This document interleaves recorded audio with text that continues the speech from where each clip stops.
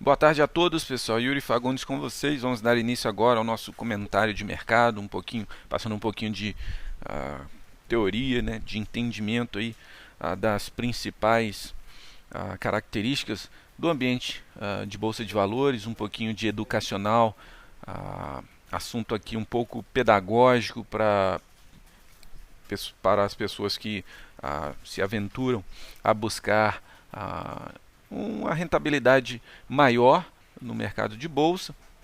Antes de mais nada, eu quero agradecer a presença de todos. Gostaria de um feedback em relação ao áudio e o vídeo. Se tiver tudo ok, eu vou dar continuidade aqui ao nosso comentário.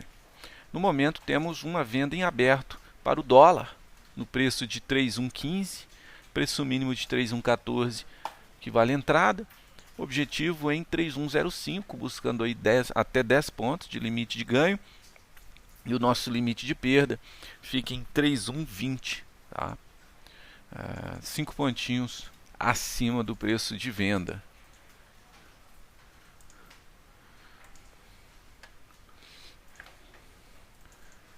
Pessoal, o dólar está no 3,117. O nosso stop fica em 3,120. Nosso preço de venda foi em 3,115.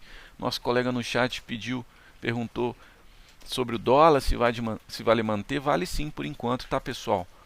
Ainda está dentro do cenário de venda, testando a média de 21 no gráfico de 5 minutos. Pode manter sim.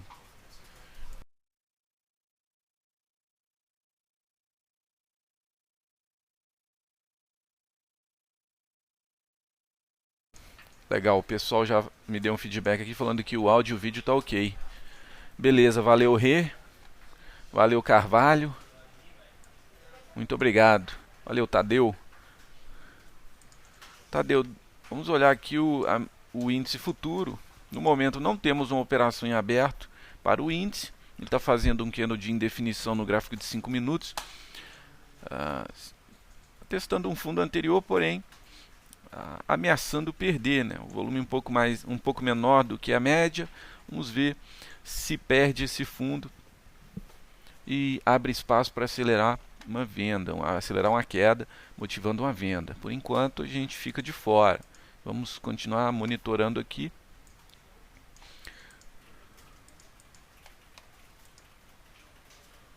O dólar segue em aberto. 3,115 foi o preço de venda, tá, pessoal? A gente está de olho em Braskem para o day trade. Grande Márcio, CWB ganhador. Uma excelente tarde, seja bem-vindo.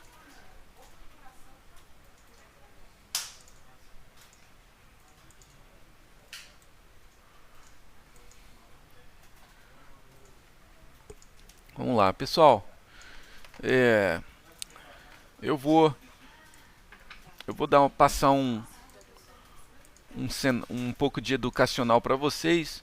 E o educacional de hoje é em relação ao ambiente macroeconômico em que o Brasil está inserido, né, e como isso sinaliza a situação que nós vivemos e que com certeza impacta na nossa bolsa.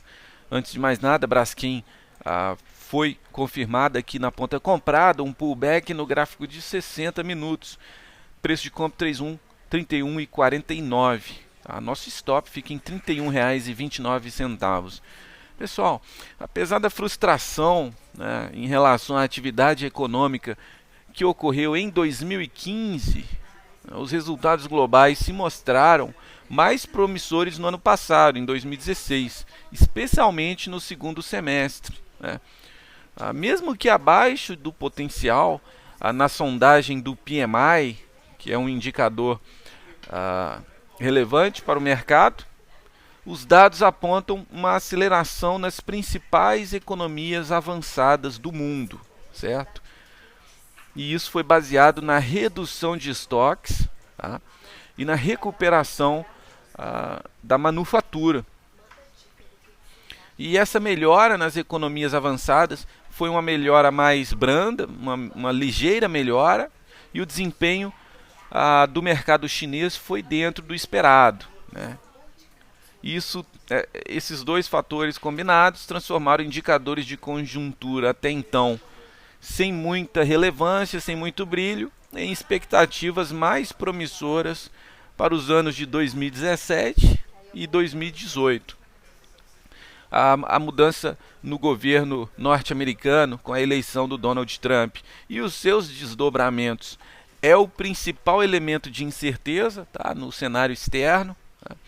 No curto prazo, podemos ver algum estímulo fiscal prometido pela nova administração norte-americana. Isso pode trazer um aumento na confiança privada, nas expectativas de normalização monetária menos gradual, né, com juros mais elevados e um dólar mais valorizado. Só que, por outro lado, pessoal, ainda existe risco de protecionismo e algum isolacionismo político, né? E se isso de fato acontecer, pode impactar negativamente no comércio e na economia mundial. Isso pode desequilibrar as condições financeiras globais e o desempenho principalmente dos países emergentes, que são tão dependentes das grandes economias. E aí a gente está falando de Brasil. As projeções do FMI para o crescimento global em 2017 e 2018 permanecem em 3,4% e 3,6%, respectivamente, acima da perspectiva de 3,1% esperada ainda para o ano de 2016, para o ano passado. E essa expectativa é puxada pela possibilidade de recuperação das economias emergentes e em desenvolvimento. Como que foi o ano de 2016 aqui para o Brasil? O Brasil foi muito penalizado na parte da economia. Pessoal, encerrando o dólar agora, no 3,113 pegamos 2 pontos. Tá? Optamos pelo encerramento, porque o dólar demonstrou uma fraqueza aí. Então a gente preferiu colocar no bolso e garantir. Tá? Vamos lá, pessoal. Voltando aqui, então a economia brasileira foi bastante penalizada em 2016. Teve muita instabilidade no cenário político, continuidade do processo de ajuste fiscal, tivemos indicadores de atividade econômica bastante fracos. Todos esses resultados negativos resultaram em uma queda de aproximadamente 7,3% do PIB nos últimos 2 anos, contabilizando aí 2015 e 2016. A produção industrial caiu 6,6% no ano de 2016, gerando desemprego, com prejuízos relevantes nas cadeias industriais, principalmente em segmentos automotivos, o segmento metalúrgico, mecânico. E em 2017 esperamos uma recuperação um pouco mais discreta, mas ainda assim uma recuperação da atividade industrial, dinamizada principalmente pela indústria extrativa. Eu estou falando aqui de derivados de petróleo e minério de ferro. Os efeitos negativos da crise foram também sentidos no mercado de trabalho, como é de conhecimento aí de todos. 3 milhões de postos formais foram eliminados. Tivemos uma queda expressiva na renda dos trabalhadores, com desemprego em alta. E a defasagem dos indicadores de emprego e renda em relação ao ciclo econômico são responsáveis pelo 3º ano consecutivo de renda negativa. Isso penalizou bastante a contribuição do consumo no crescimento econômico. Mas apesar dessa continuidade de um clima de incerteza, principalmente no âmbito político, a inflação projetada para este ano, 2017, está no centro da meta definida pelo governo, que é de 4,5%. O Copom, que é o Comitê de Política Monetária do Banco Central, deve reduzir bastante a taxa básica de juros ao longo desse ano. Isso estimula a atividade econômica e alivia o endividamento elevado do setor privado. E com base no cenário de fraqueza da atividade econômica e desafios... Opa, pessoal, só um momento. Venda no índice futuro. nesse momento em 63.860 até 63.830 vale venda. Buscamos 160 pontos até o preço de 63.700, com stop em 63.960, um stop de 100 pontos, ou seja, R$ 20 para cada contrato que você alocar nesse day trade. E o motivo foi uma perda de suporte no gráfico de 5 minutos, como eu coloco aqui na tela para vocês, né? Olha só, pessoal, olha o volume financeiro, que legal, que interessante, fazendo um candle de força com reentrada de pressão vendedora dentro de uma tendência principal de queda no intraday, fatores convergindo para uma venda. Legal. Então, a expectativa do nosso mercado é de um pequeno crescimento em 2017, né, 0,5%, e em 2018 a expectativa por volta de 2,4%.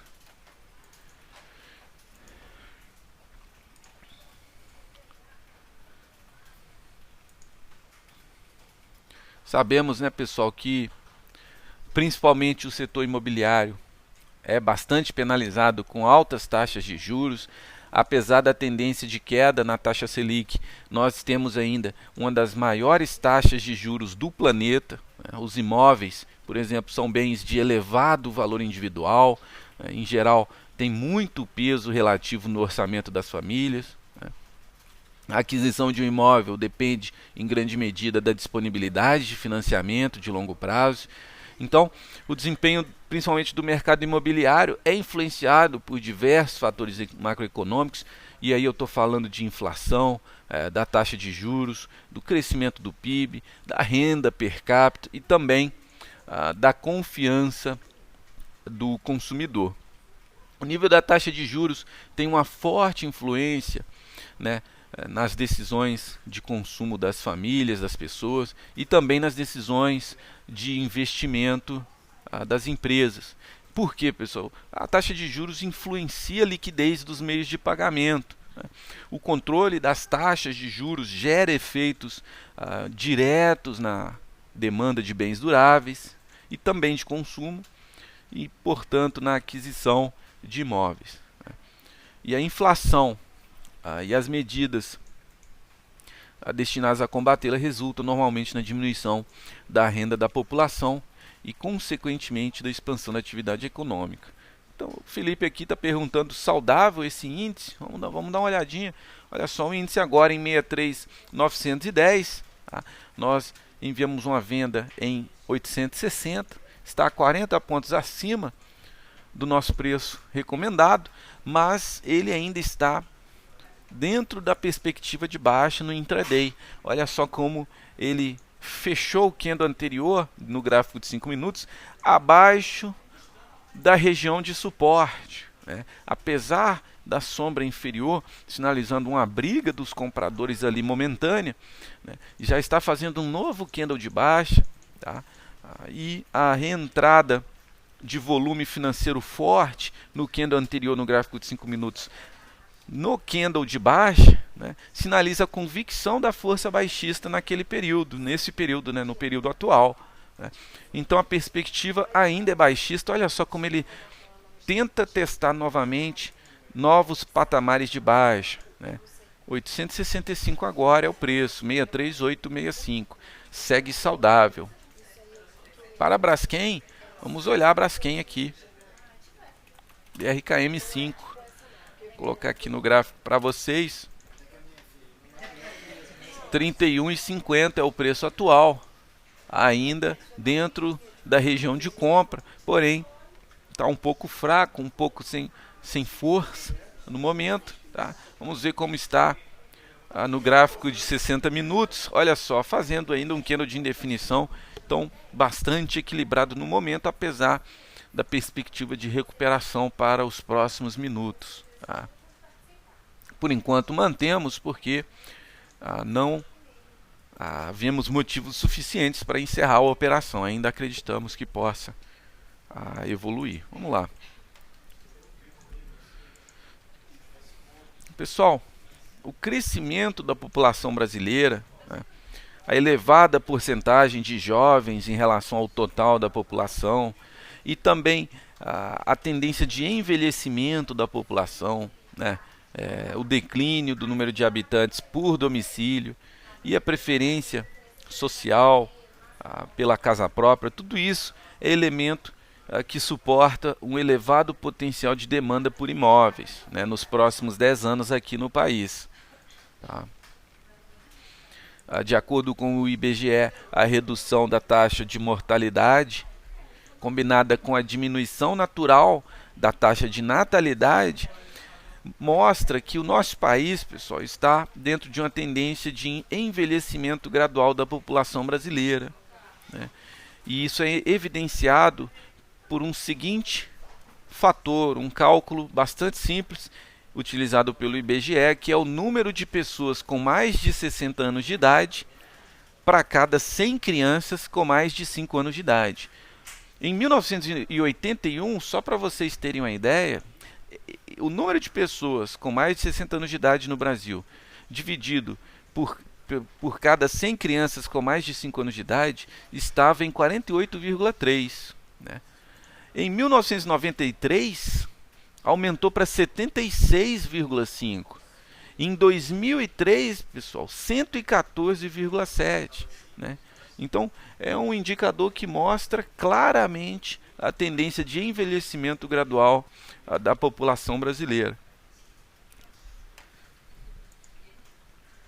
Então, esses indicadores refletem uma redução no número de força de trabalho, número de pessoas economicamente ativas em relação às pessoas que já estão aposentadas por causa dessa tendência de envelhecimento. E aí faz-se cada vez mais necessário algum tipo, né, de reforma para equalizar essa conta que realmente não fecha. Então, temos a expectativa no cenário político dessas reformas, né, a da Previdência, mas também a reforma trabalhista. E o cenário político impacta grandemente no mercado acionário. Então a gente sempre acompanha de perto.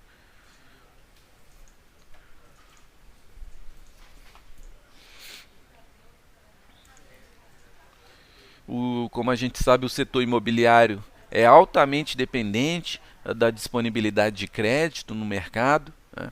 A política de crédito do governo federal afeta de maneira significativa a disponibilidade de recursos, tá, para o financiamento imobiliário. Isso influencia o fornecimento e a demanda por imóveis. No Brasil, pessoal, o mercado de crédito imobiliário é fortemente regulado. E de onde que vem esses recursos? Os recursos para o mercado de crédito de imóveis vêm de principalmente duas pontas: o FGTS e os depósitos em caderneta de poupança. E aí vem toda a legislação do sistema financeiro habitacional, para pactuar as condições de financiamento.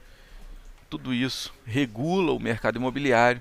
Então, eu queria passar essa informação para vocês, para ficar um pouco mais claro o funcionamento da nossa economia, o cenário em que nossa economia, o nosso país está vivenciando no momento, e um pouquinho do impacto do mercado imobiliário, né, e como esse setor em especial se insere dentro da conjuntura atual. São 16h25 agora. Está aí na tela para vocês o gráfico de Braskem de 1 hora, de 60 minutos. Ainda temos o Day Trade em Braskem na ponta comprada, em aberto. E também temos Braskem em aberto para o curto prazo. Tá, pessoal? É isso aí. Eu vou ficando por aqui. Daqui a alguns minutinhos teremos o comentário de encerramento.